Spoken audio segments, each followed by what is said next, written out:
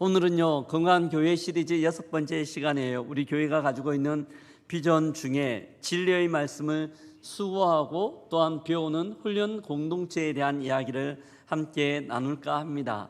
대한출판협회에서요, 작년에 발표한 자료가 있는데 작년 한 해 동안 신간으로 출간된 책 숫자가 무려 6만 3천 권이라고 이야기합니다. 엄청 많은 숫자죠. 근데 전 세계적으로는요, 그 숫자가 어마어마한데 약 400만 권 가량이 신간 출판되었다고 이야기합니다. 별로 놀라지도 않으시는 것 같아요. 400만 권이에요. 최근 보면 고민하는 것들을 또한 생각하는 것들을 그렇게 좋아하지 않고 영상이 보편적으로 활성화되어져 있기에 책 읽는 것들을 많이 싫어합니다. 그럼에도 불구하고 이런 많은 책이 출간되었다는 것은 그만큼 사람들이 책을 통하여 교훈을 받고 감동을 받고 또한 위로와 희망을 얻는다는 의미일 겁니다. 역사적으로 보면 수많은 책들이 출간되어지고 지금도 읽혀지고 있는데요, 어떤 책이 가장 베스트셀러, 사람들에게 가장 많이 읽힌 책일까요? 가장 많이 팔리고 읽히고 번역된 책은 단연코 성경입니다. 성경은요, 무려 3,600개의 언어로 번역되었고 지금도 계속해서 번역되고 있기 때문입니다. 그런데 성경을 보면 성경의 저자는요, 저쪽 강원도 크기 정도 되는 지중해 연안의 동쪽에 있는 무명의 사람들에 의하여 성경은 기록되었습니다. 표면적으로 보면 그렇습니다. 뿐만 아니라 그렇게 번역되었고 지금도 그 번역들이 진행되고 있습니다. 어떻게 보면 지루한 옛 이야기처럼 느껴지고요, 허황된 이야기처럼 느껴져요. 그럼에도 불구하고 많은 사람들이 이 성경을 통하여 은혜를 누리며 그 사람 가운데 저도 한 명으로 포함됩니다. 저는 어릴 때 모태신앙이었는데요, 그런 이야기 많이 했는데 주3, 매3 주오, 매일 3권 3장씩 읽고 주일날 5장 읽으면 1년에 1독을 할 수 있다고 이야기하며 성경을 읽지 않으면 밥을 좀 주지 않았습니다. 뿐만 아니죠, 우리가 수련회 가면 어떻습니까? 중고등부 수련회 가면 항상 밥 먹기 전에 뭘 했습니까? 조별로 성경 암송을 해야 돼요. 조원 중에 한 명이라도 암송 못하면 밥을 늦게 먹었습니다. 저는 그거 보면서 굉장히 짜증났어요. 밥을 늦게 먹는 것도 짜증났고 성경 암송 못하는 친구 때문에 늦게 먹는 것도 짜증났어요. 근데 더 짜증나는 것은 먹는 것 같고 이렇게 줄 세우고 있다는 게 참 짜증났습니다. 그러면서 생각이 들었죠. 성경이 뭐가 그렇게 중요하기에, 성경이 얼마나 중요하기에 먹는 것까지 이렇게 막고 있는가라는 생각이었습니다. 그런데요, 이런 생각들은 어릴 적만 가진 게 아니라 시간이 지나고 어른이 되었음에도 불구하고 여전히 우리의 마음 가운데 그런 생각이 들 수 있습니다. 성경이 왜 필요한가? 우리는 왜 성경을 읽어야 되는가? 또한 성도로 살아가면서 성경은 어떤 역할을 하는가? 이런 질문들이죠. 여러분 어떻습니까? 왜 우리가 성경을 읽어야 할까요? 성경이 성도의 삶에 있어서 어떤 부분에서 중요할까요? 오늘 우리가 읽었던 본문은요, 바울이 그의 영적 아들 디모데에게 보내는 편지입니다. 그의 편지 가운데서 왜 성경을 읽어야 하는지, 성경이 우리에게 주는 은혜가 뭔지를 말씀해 줍니다. 말씀을 통하여 주께서 우리에게 가르쳐 주시는 은혜를, 또한 말씀을 듣는 시간 되기를 주의 이름으로 기도합니다. 아멘. 우리가 성경을 읽어야 되는 첫 번째 이유는요, 이 성경을 통하여 구원을 이룰 수 있기 때문입니다. 우리가 성경을 읽는 것은 단순한 성도의 의무나 그렇게 해야 된다는 부담감 때문이 아니에요. 우리가 성경을 읽음을 통해서 성경을 통해 하나님을 알고 또한 예수 그리스도의 십자가의 은혜가 무엇인지, 주께서 왜 우리를 위하여 십자가를 지셨는지를 통하여 구원 얻는 방법을 깨달아 알 수 있기 때문입니다. 바울은 오늘 본문 15절에서 이 말씀을 우리에게 들려주고 있는데요, 함께 읽어보도록 하겠습니다. 또 어려서부터 성경을 알았나니 성경은 능히 너로 하여금 그리스도 예수 안에 있는 믿음으로 말미암아 구원에 이르는 지혜가 있게 하느니라. 아멘. 바울은 오늘 본문에서 두 가지 중요한 사실들을 우리에게 말씀합니다. 첫 번째, 성경은 능히 너로 하여금 구원에 이르는 지혜를 있게 하는 거고요. 두 번째로는 이 성경은 구원에 이르기 위해서는 예수 그리스도 안에 있는 믿음으로 말미암아 가능하다는 거예요. 이 두 가지는요, 절대 뗄래야 뗄 수 없습니다. 마치 바늘의 실과 함께 움직이는 것처럼 이 두 가지는 함께 움직여야 합니다. 그럼에도 불구하고 성경의 역사들을 보면 이 두 가지를 함께 가지고 가지 않고 오해를 하여 하나만 취하든지 아니면 둘을 따로따로 취하는 경우가 종종 있었습니다. 그 대표적인 인물이 바리새인들이었는데요. 이들은 하나님의 말씀을 통하여 구원 얻는 방법을 자체적으로 생각했어요. 예수 그리스도를 제외하고 이 말씀을 통하여 구원 얻는 방법을 율법에서 찾았습니다. 열심히 율법을 행하고 율법을 지키면 그 율법의 의로 말미암아 구원 얻을 수 있다는 생각을 가지고 있었습니다. 근데 그렇지 않죠. 그들의 오해였습니다. 근데 이런 오해는 바리새인들만 가지고 있었던 것이 아니라 예수님을 열심히 쫓았던 제자들 또한 마찬가지였습니다. 예수님께서 십자가에 죽으시고 부활하셨어요. 엠마오로 가던 두 제자를 만나셨습니다. 근데 이 제자들은 아직 예수 그리스도를 메시아 구원자로 알고 있지 못했습니다. 이들을 향하여 주께서 말씀하시는 것이 누가복음 24장 44절인데요. 같이 한번 읽어보겠습니다. 또 너희에게 말한 바 곧 모세의 율법과 선지자의 글과 시편에 나를 가리켜 기록된 모든 것이 이루어져야 하리라 한 말이 이것이라 하시고. 아멘. 예수님께서 그 제자들을 향하여 말씀하시죠. 내가 너희에게 함께 있을 때 너희에게 말한 바 곧 모세의 율법, 모세오경입니다. 창세기, 출애굽기, 레위기, 민수기, 신명기를 이야기합니다. 선지자의 글, 예언서들을 이야기하죠.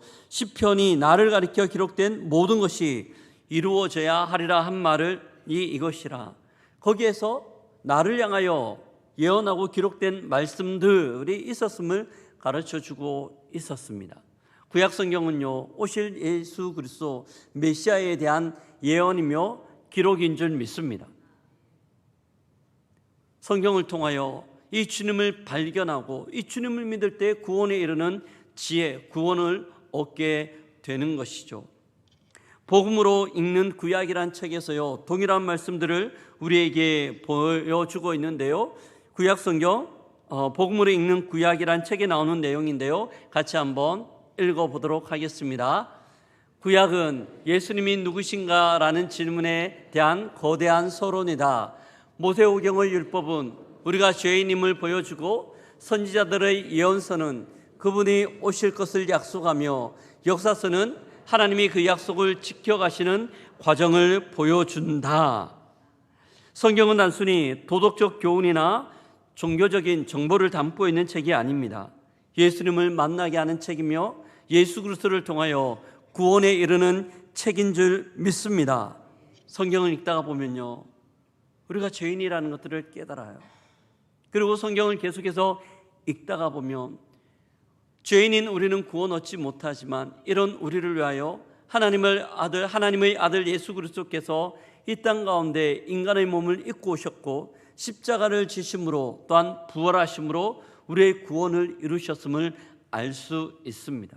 이것이 성경이 우리에게 주는 유익이라고 할 수 있습니다. 기독교 역사에 보면요, 성경 다음으로 많이 읽힌 책이 존 번연이 지은 철로 역정이라는 책이에요. 이 책을 지었던 존 번연은 원래부터 신실한 그리스도인이 아니었습니다. 정말 그냥 듬성듬성 교회 다니고 자기가 하고 싶은 것들을 하고 죄를 밥 먹듯 짓는 그냥 명목상의 그리스도인이었어요. 어느 날이었습니다. 집에 있는데 너무나 심심하던 차에 한쪽 구석에 있던 성경책을 발견했습니다. 너무나 심심하였기에 그냥 시간 때우는 것 반, 호기심 반으로 성경책을 읽기 시작했습니다. 근데 그 성경책을 통해 점점 자신은 얼마나 죄인인지를 발견하였고, 또한 예수 그리스도께서 자기의 죄를 위하여 십자가를 지시고 그 예수 그리스도를 믿기만 하면 구원 얻는다는 진리를 발견할 수 있었습니다. 성령이 강력하게 그의 마음을 요동치게 하였고 도전하였던 거죠. 한마디로 이야기하면 인격적으로 주님을 만나게 됩니다. 근데 이 사건을 통하여 그의 삶이 완전히 바뀌어지는데요. 그는 이후 하나님의 말씀을 함께 설교하고 전하는 전도자의 삶을 살게 됩니다. 그러다가 감옥에 들어가게 되어요. 감옥에 들어갔을 때 성경을 기반으로 해서 예수 그리스도를 믿는 성도의 삶의 여정이 어떤 것인지를 책으로 기록하였는데, 그것이 바로 철로 역정이라는 책입니다. 존 버녀의 변화와 구원은 단순히 성경 한 권을 읽었던 것들을 벗어나 성령 하나님께서 이 성경을 통하여 그에게 감동하게 하시고 그의 마음을 요동케 하시며 진리를 발견하였기 때문에 가능한 일입니다. 성경은 단순한 글자나 허황된 이야기들이 아니라 그 속에 살아계신 예수 그리스도의 역사들이 담겨져 있기 때문이죠. 이게 성경의 역할이고 하나님께서 우리에게 성경을 주신 이유예요. 이런 측면에서요, 한국교회는 독특한 역사를 가지고 있습니다. 왜냐하면 한국교회 최초의 선교사가 들어온 게 1844년이에요. 부활절날 아침 제물포항으로 아펠렌젤로와 언더우드가 들어왔습니다. 그런데 선교사가 들어와서 복음을 전하기 이전에 이미 한국 땅에는요, 교회가 있었고 많은 성도들이 있었습니다. 어떻게 이게 가능했을까요? 그것은 성경 때문이었습니다. 서상륜이라는 사람이 있었는데요, 그는 중국에서 선교사님을 통하여 복음을 들었어요. 그리고 성경을 번역하는 일에 동참하다가 한국 땅으로 파송을 받았습니다. 500권의 성경을 가지고 왔죠. 권서인으로. 권서인이라는 것은요, 책을 어깨에 매든지 아니면 머리에 이고 다니면서 판매하던 사람이었는데요, 물건을 판매하던 사람이었는데, 이게 기독교 안으로 들어오면서 성경을 가지고 다니면서 성경을 나누어 주거나 팔면서 함께 읽도록 권면하는 사람들, 이게 권서인이었습니다. 서상륜이라는 사람이 중국에서 들어오면서 평양을 거치고 또한 개성을 거치고 또한 한성을 거치면서 성경을 나누어 줬어요. 그러다가 이 한성, 서울에서 성경을 가지고 함께 읽는 모임을 만들었는데, 이 모임이 장로교 최초의 교회, 소래교회의 출발점이 되었다고 이야기합니다. 사랑하는 성도 여러분, 우리가 성경을 읽는 이유는 성경에 구원의 진리가 담겨 있기 때문인 줄 믿습니다. 성경을 읽으면 예수 그리스도와 주의 은혜를 경험하게 되고 십자가의 능력들을 체험하며 구원의 감격을 누릴 수 있는 것이죠. 혹 여러분들 가운데 오랫동안 신앙생활을 하면서 구원의 감격들을 잃어버린 분이 계십니까? 예배를 드리지만 감격과 감동의 예배가 아니라 형식적인 예배를 드리고 있는 분들이 있습니까? 권면합니다. 다시 한번 하나님의 말씀 가운데 나아갈 수 있기를 주의 이름으로 축복드립니다. 하나님의 말씀을 펼치십시오. 그 말씀을 읽으시면 그 말씀 가운데 주의 은혜가 우리의 마음 가운데 스며들게 됩니다. 마치 시편 119편에서 말씀하시는 것처럼 주의 말씀을 펼칠 때, 주의 말씀을 펼칠 때 빛이 비쳐, 그 빛이 우리의 삶을 보게 하고 진리 되신 예수 그리스도를 보게 하는 거죠.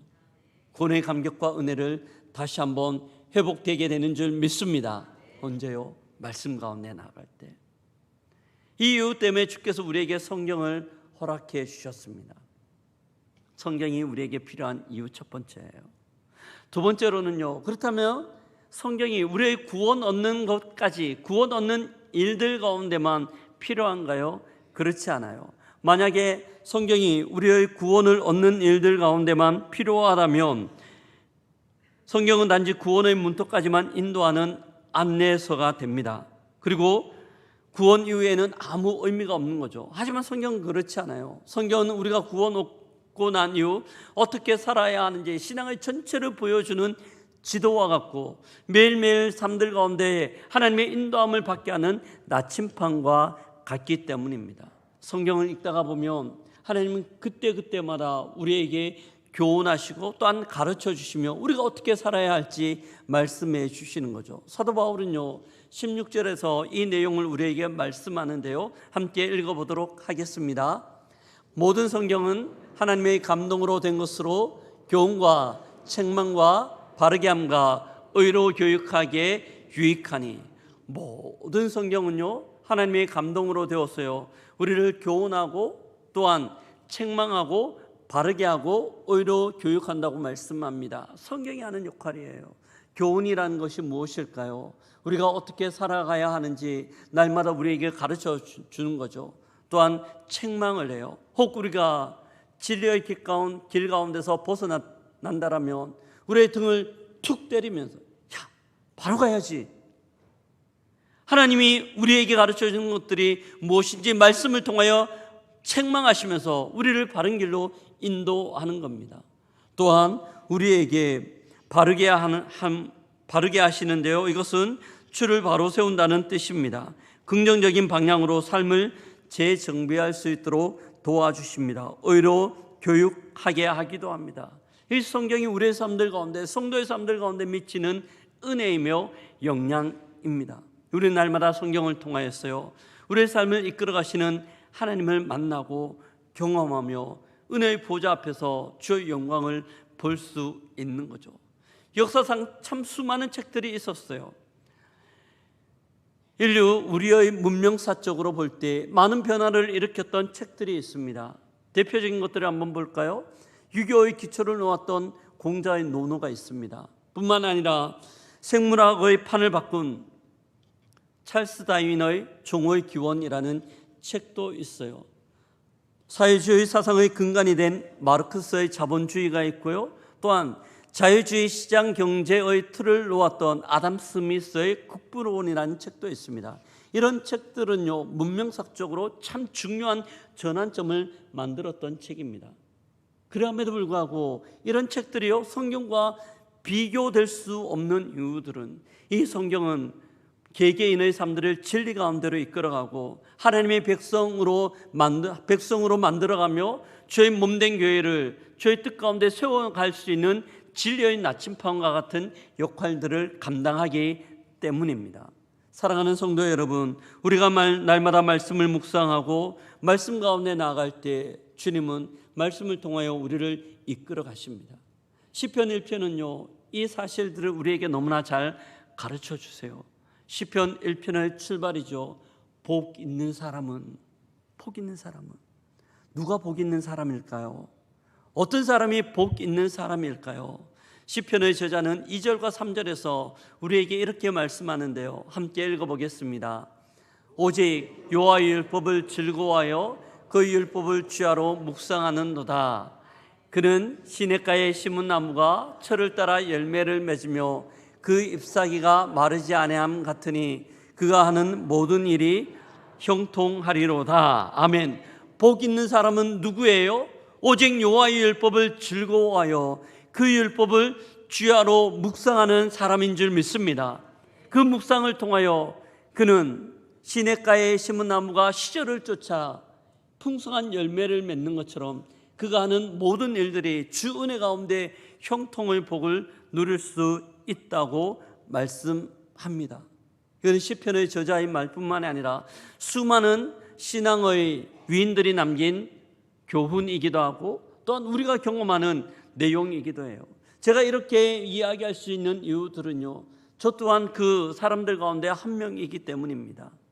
저는 성경을 묵상하고 성경을 깊이 연구하기 시작한 게 대학교 1학년 때부터였어요. 제가 있던 선교단체에서 저를 가르쳤던 조장이요, 쫓아다니면서 저에게 성경 묵상하는 방법을 가르쳐 주었습니다. 그리고 또한 같이 묵상을 했습니다. 너무 귀찮았어요.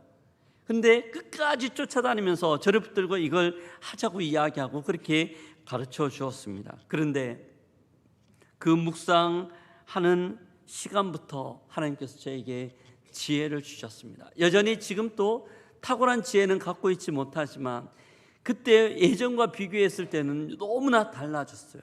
너무나 바뀐 모습입니다. 하나님의 말씀이요 지혜였어요. 말씀을 읽고 묵상할 때마다 하나님이 어떤 분인지, 그 앞에서 제가 어떤 존재인지를 발견할 수 있었습니다. 하나님이 어떤 분인지를 아니까 그분이 좋아하는 것, 그분이 원하는 것, 그분이 기뻐하는 것들이 무엇인지 선명해졌고 그것을 따라 살아가기 시작했죠. 그럴 때 삶의 문들이 하나씩 열리며 꼬였던 것들이 풀려지고 형통의 은혜를 누리게 됩니다. 그때뿐만이 아니라 지금도 마찬가지예요. 지금도 여전히 하나님의 말씀의 인도함을 받고 있는데요. 최근에 있었던 일입니다. 한 2주 전에 제가 금요 예배 때 설교에서 나눴던 간증이기도 한데요. 2주 전에 한 보름 전인 것 같아요. 굉장히 새벽에 일어났는데 일어나서 새벽 기도를 준비하다가 휴대폰을 봤는데요. 갑자기 화가 났어요. 엄청 화가 났습니다. 왜 그랬냐면 첫째 아들로부터 온 문자 메시지였는데요. 제가 첫째 아들한테 야, 이 문제 너가 잘 처리해야 돼. 확인하고 꼼꼼하게 체크하고 잘 처리해. 이런 이야기를 몇 번이나 했습니다. 할 때마다 우리 첫째 아들이 알겠어요 아빠, 잘 마무리할게요. 제가 잘 알아서 할게요. 몇 번이나 그렇게 이야기하였기에 당연히 잘할 줄로 알았습니다. 근데 그 처리 기한이 다 되었어요. 새벽에 문자를 했습니다. 아버지 죄송해요, 잘 안 됐습니다. 너무 화가 나는 거예요. 그렇게 신신당부했는데 얘는 왜 이렇게 일을 이렇게 처리할까? 왜 이렇게밖에 못할까라는 것 때문에 너무 화가 났습니다. 근데 그 화나는 감정으로 교회에 왔어요. 사무실에 앉아서 새벽 기도를 인도해야 되는데 그 화가 가라앉지를 않는 겁니다. 새벽 기도 말씀, 그 전날 저녁에 준비했던 말씀들을 다시 한번 좀 정리하면서 묵상하던 중에 갑자기 말씀 가운데 한 내용이 저희 마음 가운데 쑥 들어왔습니다. 하나님의 성품에 대한 내용이었는데요. 하나님은 인자하시고 성실하시다는 내용이었습니다.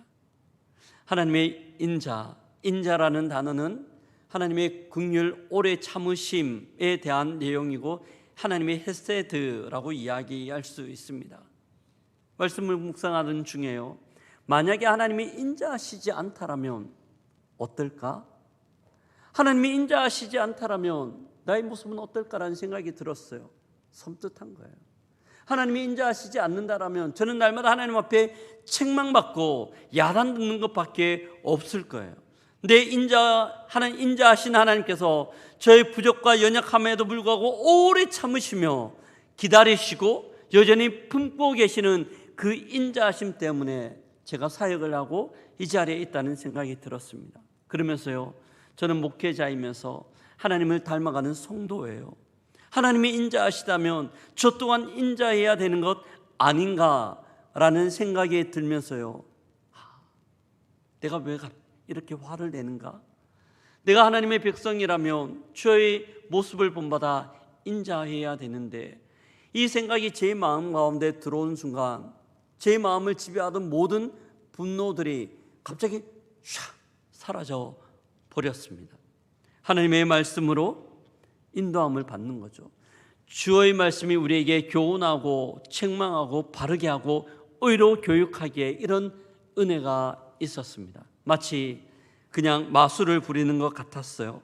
마법이었습니다. 근데 저뿐만인가요? 아니요. 수많은 하나님의 사람들이 하나님의 말씀을 통하여 이런 은혜를 경험하고 있습니다.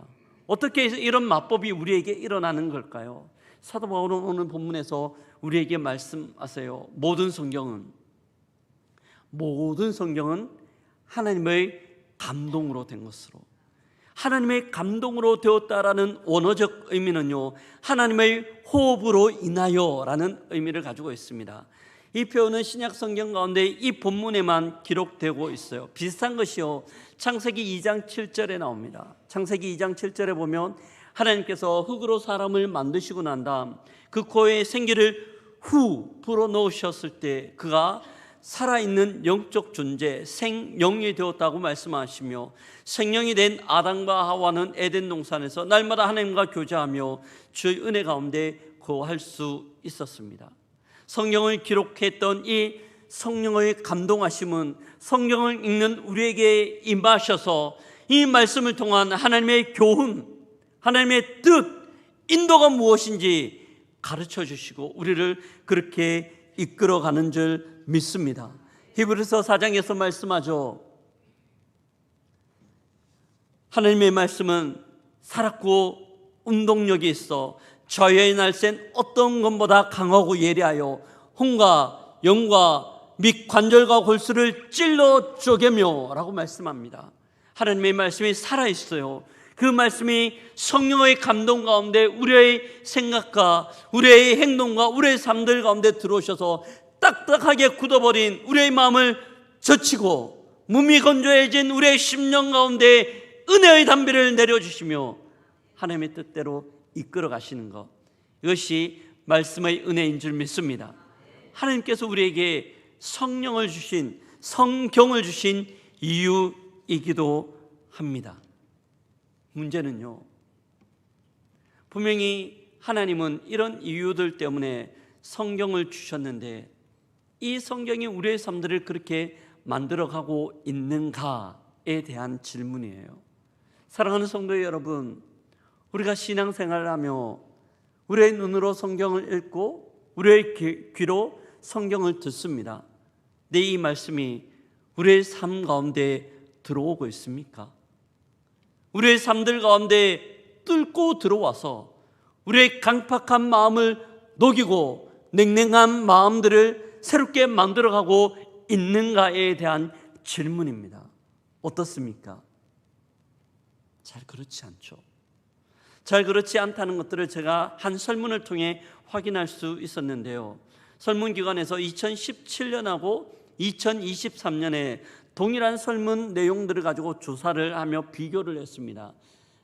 설문 가운데 한 내용입니다. 당신은 얼마만큼 일주일 동안 성경을 읽습니까? 2017년 평균 성경 읽는 시간이 49분이었어요. 2023년 63분입니다. 무려 14분이라는 시간 동안 성경을 더 많이 접하고 읽고 있습니다. 그들에게 동일하게 질문합니다.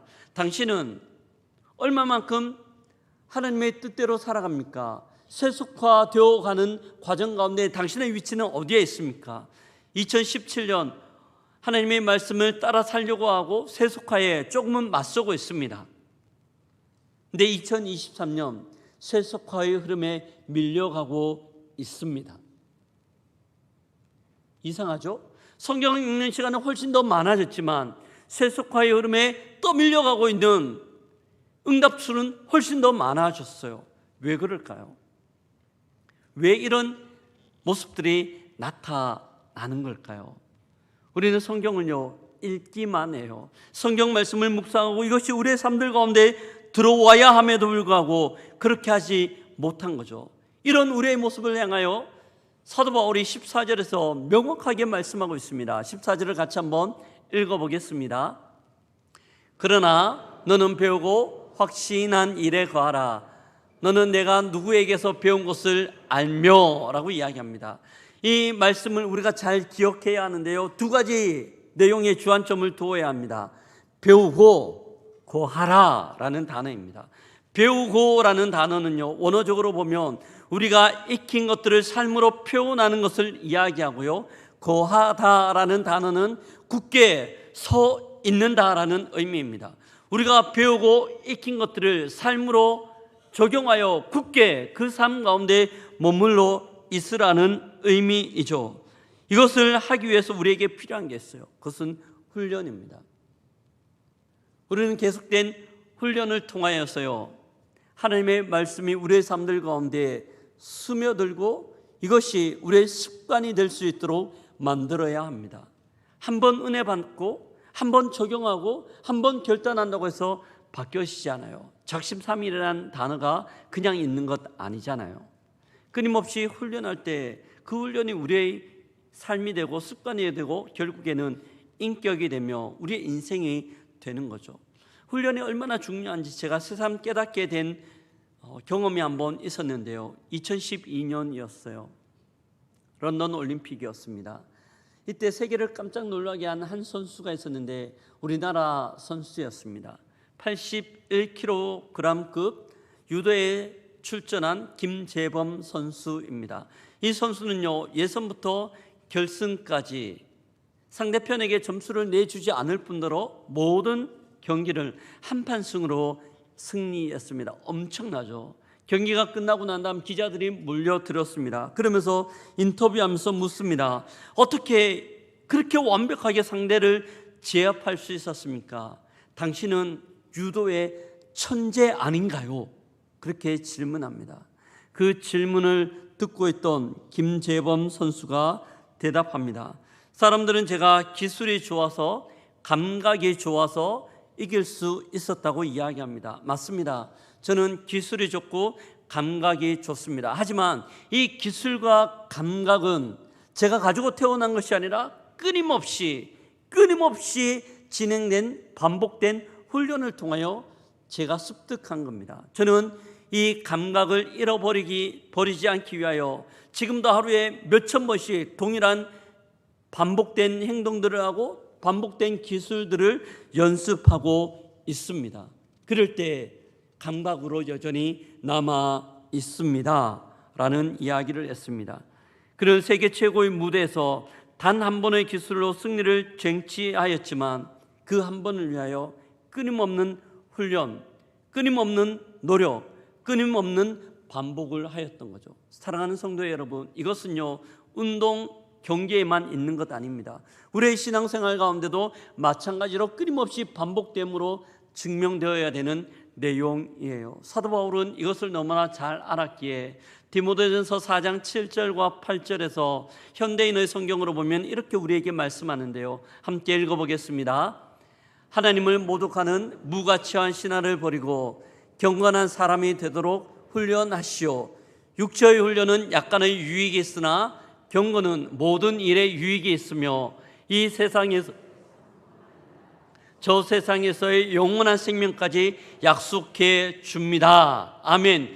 육체의 훈련은 약간의 유익이 있지만 경건의 훈련은 훨씬 더 풍성한 유익들이 우리에게 있음을 말씀해 주고 있습니다. 사랑하는 성도 여러분, 그렇다면 우리는 어떤 경건의 훈련들을 해야 할까요? 가장 중요한 것은 기도와 말씀의 훈련이에요. 특별히 오늘은 말씀에 대한 이야기를 나누고 있기 때문에 말씀에 집중해서 함께 나누겠습니다. 말씀에 대한 훈련들이 있어야 됩니다. 어떤 훈련들을 해야 할까요? 특별히요, 묵상의 훈련이 있어야 됩니다. 하나님의 말씀 읽는 것뿐만이 아니라 베레아 교인들처럼 날마다 그 하나님의 말씀을 묵상하고 옳은가 옳지 않은가 고민하며 말씀을 따라가려고 하는 노력들이 우리의 삶들 가운데 있어야 합니다. 그럴 때 이 말씀들이 우리의 삶들을 하나씩 순간순간마다 이끌어가고 하나님의 뜻이 무엇인지 분별할 수 있도록 합니다. 뿐만 아니에요, 우리는 이 말씀의 훈련을 위해서요 목장 모임에 참여해야 됩니다. 목장 너무 중요합니다. 한 번의 설교로 은혜 받는다고 해서 우리의 삶이 잘 바뀌어지지 않아요. 아마 많은 분들이 설교의 은혜를 받겠지만 돌아가면 수요일이 되어 지난주 설교 제목이 뭐지? 잘 몰라요. 너무나 많이 잊어버립니다.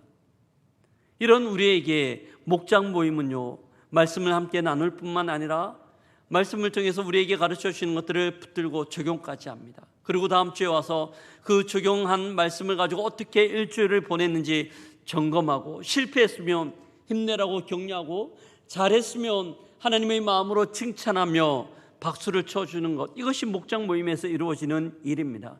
이 모임, 이 말씀 훈련을 통하여 우리는 생명의 능력을 소유하게 되는 것이죠. 뿐만 아니라요, 우리 교회는 훈련하는 공동체입니다. 양육과 훈련에 집중하려고 합니다. 큐티 세미나가 있어요. 신약의 파노라마, 구약의 파노라마도 있고요, 성경 지리도 있고, 또한 성경적 재정 원칙에 대한 훈련들도, 양육들도 있습니다. 열심히 받으세요. 이걸 통하여 우리의 모습과 삶을 돌아봐야 합니다. 뿐만 아니라 우리 교회는 앞으로 제자 훈련하는 교회라는 정체성을 가지고 계속해서 갈 겁니다. 여러분 아시나요? 지금 유년부와 초등부가 제자 훈련하고 있다는 걸 아이들이요 함께 모여 하나님의 말씀으로 훈련하고 있어요. 유치부하고 중등부하고 고등부는요 곧 방학이 되는데 방학 동안 제자 훈련하기 위하여 아이들을 모집하고 있습니다. 훈련하는 공동체예요. 작년부에서는요 지난 3월 달부터 10명의 집사님과 함께 제가 훈련하고 있습니다. 토요일 오후 5시예요. 어떤 분들이 저에게 이야기합니다. 왜 그 시간 하냐고. 주일날 설교해야 되는데 왜 그 시간 훈련하냐고. 훈련에 대하여 너무나 잘 알고 있는 목사님들도 저에게 우려 섞인 이야기들을 합니다. 힘들지 않냐고. 힘들어요. 토요일 저녁에 그렇게 훈련하는 것 힘들어요. 그런데요 힘든 것들을 훨씬 뛰어넘는 기쁨이 있어요. 너무 좋아요. 말씀을 펼치고 함께 말씀을 읽고 나누면서 말씀의 깊은 진리들을 깨닫고 말씀 성경 가운데 있는 보화들을 캐내는데요 너무 행복해요. 근데 저만 행복한 줄 알았는데요 어제 전반기 훈련 16주 과정을 종강했습니다. 10명의 집사님들이 소감문을 함께 쭉 나누는데 다 같이 너무 좋았던 거예요. 매주 모이는 것들이 기대되고 말씀을 준비하고 숙제하는 것들이 어떨 때는 힘겹기도 하지만 그 숙제를 통하여 은혜를 누리고 계시다는 간증이었습니다. 10분이 동일하게 비슷한 간증을 하시는 거예요. 그 간증했던 분 중에 한 분의 이야기입니다. 제가 그분이 써낸 간증문을 한번 읽어드릴게요. 소감문입니다. 제자훈련, 저는 어쩌면 적당히 신앙생활하고 말씀 묵상하며 그렇게 살아갔을지도 모릅니다. 나의 고착화된 일상을 버리지 못한 채 시간이 나면 신앙을 해왔던 터였습니다. 그러다가 단기 선교 한번 헌신하고 하나님 앞에 내 마음으로 자랑하면서 복달라고 했을지도 모르겠습니다. 하지만 이런 저에게 제자훈련의 기회가 찾아왔습니다. 제자훈련을 통하여 더 많은 일상이 깨어졌습니다. 주말이 없어졌고 나의 유일한 안식처인 유튜브 보는 시간도 거의 사라져 버렸습니다. 대신 틈만 나면 성경을 읽고 차 안에서는 성경을 듣는 일이 반복되었습니다. 저는 작년 2월 달에 떨치지 못했던 죄들을 끊어버리겠다고 작정했고 그렇게 했습니다. 스스로 잘했다고 칭찬했는데 지금은 마지막 남았던 습관인 쇼핑도 아예 하지 않고 있습니다. 그 자리에 하나님의 말씀이 대신 들어와 채우고 있기 때문입니다. 전반기를 마치며 저의 모습을 돌아봅니다. 정신 없었지만 말씀을 많이 생각하게 되었고 묵상하며 예전에는 업무에 대한 걱정이 많았지만 지금은 그 걱정이 사라졌습니다.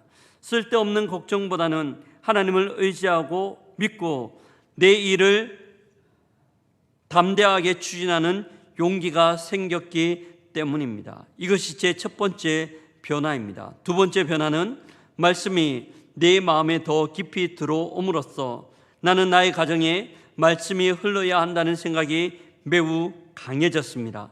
여러 가지로 아내와 이야기를 나누고 있으며 조율 중에 있습니다. 이번 여름방학 때 가정예배를 어떻게 드릴지 아이들과 상의하고 시작하여 하반기에는 예배하는 가정으로 세워나갈 것들을 다짐합니다. 이번의 삶들 가운데 훈련이 가져다 준 은혜입니다. 말씀이 말씀으로 그냥 머물러 있는 것이 아니라 말씀이 마음 가운데 들어오고 말씀이 들어온 그 집사님을 통하여 가정 가운데 들어오고 가정을 통하여 아이들 가운데 말씀의 은혜로 세워지는 역사들이 계속해서 나타나고 있는 거죠. 잘 되냐고요? 잘 안 됩니다. 완벽하냐고요? 완벽하지도 않아요. 그래서 훈련합니다. 그래서 계속해서 훈련합니다. 지금 방학 중이지만 후반기가 되면 이 훈련 계속해서 감당할 겁니다. 이 훈련을 통하여 우리 교회 고연교회는 말씀이 지배하는 교회, 말씀의 은혜가 흘러가는 교회가 될 줄 믿습니다. 아멘. 설교를 마무리합니다. 말씀을 마무리합니다. 사랑하는 성도 여러분, 하나님께서 이 이유들 때문에 우리에게 말씀을 주셨어요.